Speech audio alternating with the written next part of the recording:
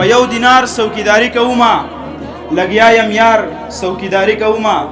په یو دینار څوکیداری کومه لګیا یم یار څوکیداری کومه ته مې د کلي چینارونه وهي زه دې د ښار څوکیداری کومه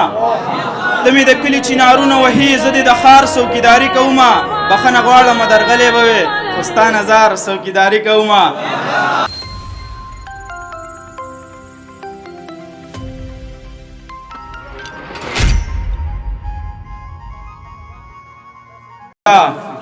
دا د تقدیر ښایست دی ته داسې هم ښکلی که د تصویر ښایست دی جهان څه شو جهانه ته داسې هم ښکلی که د تصویر ښایست دی څنګه چې ته ښایسته یې داسې د دیر ښایست دی عبید ملنګ ته په کتاب باندې مبارکي وایم او دلته چې دا څومره مشران ناست دي شاعران دي دې ټولو ته د زما دغه دوه شعرونه ډالۍ چې ستا یو الزام زمانه ساه اخلي ستا یو الزام زمانه ساه اخلي ستا یو سلام په ما کې ساه راولي سراج لاله ستا یو الزام زمانه ساه اخلي ستا یو سلام په ما کې ساه راولي د دې سړي غزل په غور اورم د کلام په ما کې ساه راولي نه په انتظار کې مړ یم خوب وینم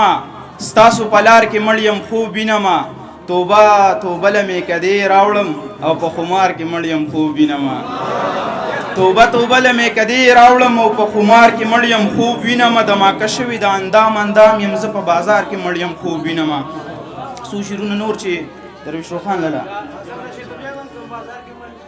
دماکه شوي د اندام یم زه په بازار کې مړ یم خوب وینم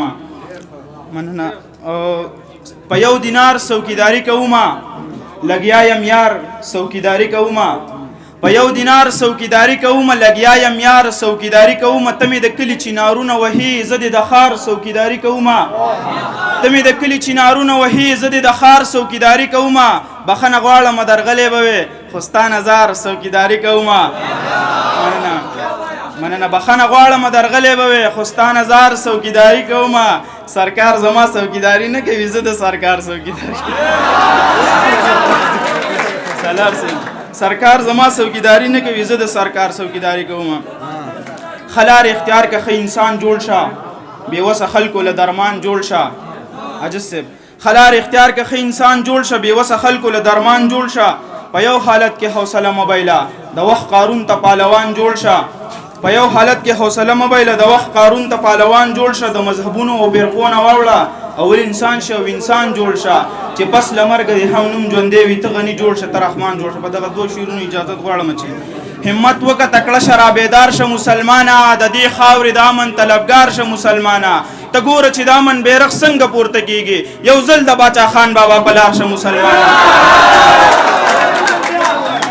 ته ګوره چې دا من بیرغ څنګه پورته کېږي یو ځل د باچا خان بابا په لار شه مسلمانه نو دا سړی خو تاله په نړۍ کې امن ګوري د دې سړي نه چوټ په چوټه زار شه مسلمانه د خوشي ګرځېدو نه هېڅ فایده نه ولاړېږي د خان بیګار کوه چېرته په کار شه مسلمانه او غیرت چې په جانان او په وطن کولی نشي د دې نه خو بیا ښه ده چې مردار شه مسلمانه قادر خو په جانان او په وطن د سره تیر دی خو ته خلاف د غیر او د اغیار شه مسلمانه ډېر زیاته مننه